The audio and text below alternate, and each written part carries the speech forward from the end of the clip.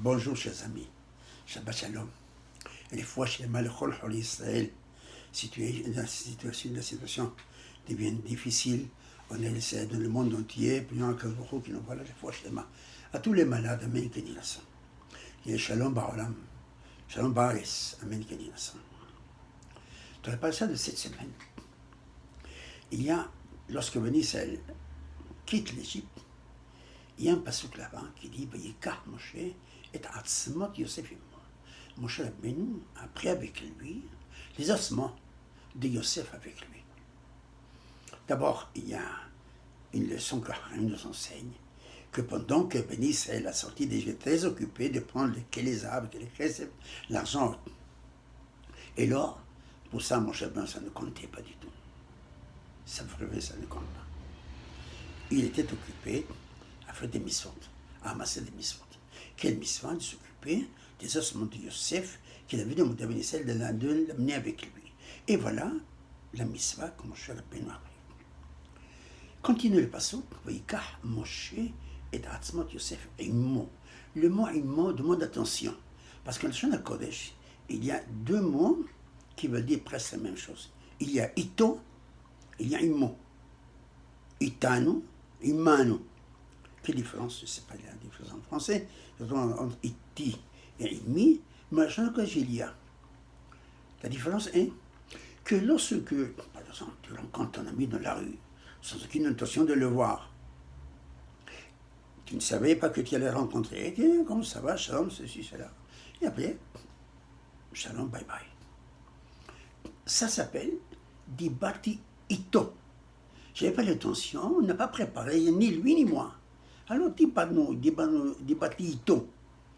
Mais lorsque on a préparé cette rencontre, voilà, à 3 heures, je vais te voir, tel et tel endroit, on va raconter, voilà. À 3 heures, on se rencontre. Cette rencontre s'appelle Imo, parce qu'elle a été planifiée. Il y avait l'intention de se rencontrer. Ça, c'est, lorsque le passouk dit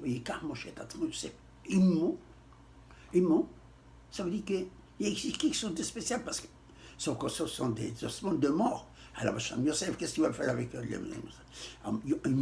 y a ici une connotation très spéciale que le pasteur nous enseignait, que Moshe Rabbeinu voulait Yosef à devenir son héros, son maître. Les midot que Yosef a montré pendant toute sa vie concernant son père et ses frères, c'était quelque chose d'incroyable. Et pour Moshe, c'était grandiose. Il voulait prendre Yosef comme son maître. Il voulait suivre les idées de Yosef. Voilà.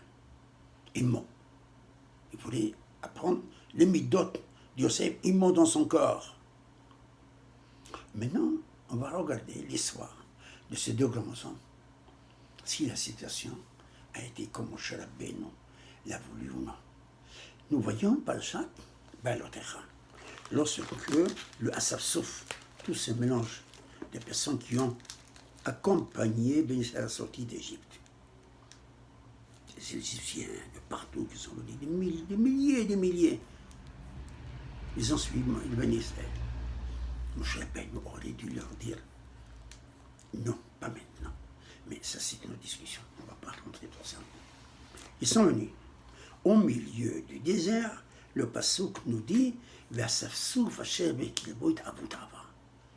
tous ces gens-là, ces étrangers, ils ont eu le désir de manger la viande.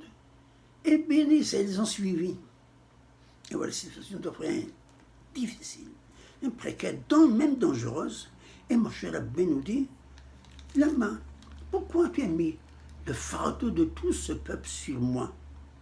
En réalité, c'est moi leur père, c'est moi leur mère, c'est moi qui les ai conçus, c'est moi qui étais enceinte de eux. Non. Alors, d'où veux-tu que je trouve de la viande pour donner à tous ces millions de personnes? Voyez comment Moshe Rabbeinu nous parle. Et si il continue en disant, et si tu continues à me faire comme ça, il faut que je meure. Je vais mourir avant. Je ne peux plus continuer à Kadosh Baruch Hu. Voilà ce que Moshe Rabbeinu a dit dans un moment où la situation devenait difficile, elle dit. Regardons Yosef. Lorsqu'ils sont de retour, de retrouver Yaakov Avinu, et les frères demandent pardon à Yosef. Qu'est-ce qu'ils disent? Il leur dit, Ve'ata al tiraou, n'ayez pas peur. Anochi achal kedrim, c'est moi qui vais m'occuper de vous. C'est moi qui vais vous donner à manger. C'est moi qui vais m'occuper de tous vos besoins. Vous et vos enfants, toute votre famille. Voilà. Au lieu, eux, ils leur demandent un pardon, et lui, il ne fait que continuer à ce comportement merveilleux que Yosef Assadik avait pendant tout ce moment-là, toute cette période difficile. Et Yosef comme un sadique, Yosef comme un hassid, mais d'autres des belles qualités qu'il avait à montrer. Et maintenant, à point culminant, qu'est-ce qu'il leur dit? N'ayez pas peur. C'est moi qui vais s'occuper de vous, c'est moi qui vais vous donner à manger, c'est moi qui vais de tous vos besoins. Voilà. Mon cher Rabbeinu, alav shalom, dans un moment de faiblesse, il dit, est-ce que je suis leur père? Je suis leur mère? C'est moi qui les a conçus? Non, je n'ai rien à voir, je ne peux pas m'occuper d'eux. Sinon, il faut que je meure. Attendez, Yosef n'a rien dit, tout cela. J'avais tout à fait le contraire. Et c'est ça ce que Yosef, mon cher Rabbeinu, a voulu apprendre Yosef. Mais il n'est pas arrivé. Ce n'est pas mon intention, Hazbe Shalom, bonne minan, de parler du mal de Moshe Ben Hazbe Shalom, dénigrer Moshe Ben jamais de la Bible. Ce n'est pas mon intention. Mon intention est le limoud qu'on apprend de ce personne qui met que toujours une personne doit avoir un héros, un maître. J'admire cette personne, son comportement, ses paroles, ses idées, comment il parle dans le respect. Et je vais suivre ce chemin, je vais copier, je vais émoluer ce comportement. C'est ça l'essentiel. Comme mon cher Rabbeinu avait reconnu de la personne de Yosef, un grand homme, il a voulu que Yosef soit. Il a suivi, il n'a pas suivi, ce n'est pas notre. On ne va pas juger maintenant les gens. C'est très important. La perfection, il ne faut pas la chercher la perfection chez les êtres humains. Inch'Allah, il n'y a pas de parfait comme un Kadosh. C'est fini. Mon cher Rabbeinu, dit aussi, ce moment de faiblesse, le premier jour de l'inauguration du Mishkan, la discussion qu'il avait avec Aaron, le même Iba, et toutes ces situations, que mon cher Rabbeinu, Allah va shalom, il y a eu des difficultés à s'en tenir. C'est pas ça. L'essentiel est que mon cher Rabbeinu nous a donné une leçon importante de suivre un exemple, de prendre une personne comme un exemple pour le suivre. Je veux que mes enfants grandissent comme lui. Si moi je ne peux pas, n'importe quelle raison, je veux que mes enfants suivent l'exemple de ce grand homme. Ça c'est l'essentiel, ça c'est le limoud. Moshe Tatzmot Yosef Aïmo, avec lui. Il voulait être l'élève de Yosef Sadik. Et c'est à nous aussi l'obligation.